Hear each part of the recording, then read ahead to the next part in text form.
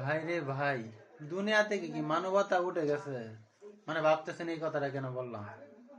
এই যে স্ক্রিনে পিকটা দেখতেছেন, আজকে 10-15 দিন ধরে ফেসবুকে ঢুকতে পারতেছি না এই মেয়েটার জন্য। মানে দেখায় এইসব দেখায় ভাইরাল হইতে হইব। আরে ভাই, ভাইরাল তো আমরাও তো ভাইরাল, আমাকেও তো অনেক মানুষ চিনে। তাই বইলা এমন ভাবে চিনে না যে একজনে আমাদেরকে দেখলে বলবে যে ভাই আপনার এরকম এরকম একটা ভিডিও দেখছি।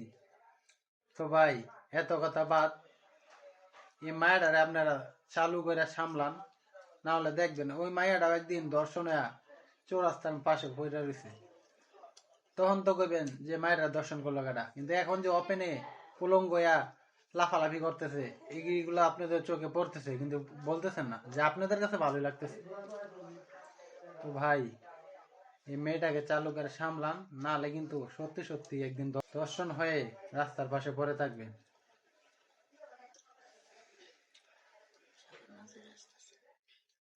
মরিচ ডইলা নিচে লাগাই তুমি একদম মরিচ মেসি সুগার ড্যাডি মেসি এখনো পর্যন্ত মাঠে 90 মিনিট খেলতে পারে এই বয়সে এসে।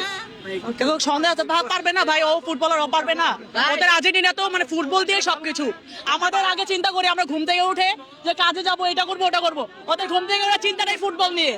তো এত আর্জেন্টিনা ইয়ে করবো তো কে করবো ভাই? পরে ম্যাচ কে পার্টদের সাথে কেমন খেলতে পারে?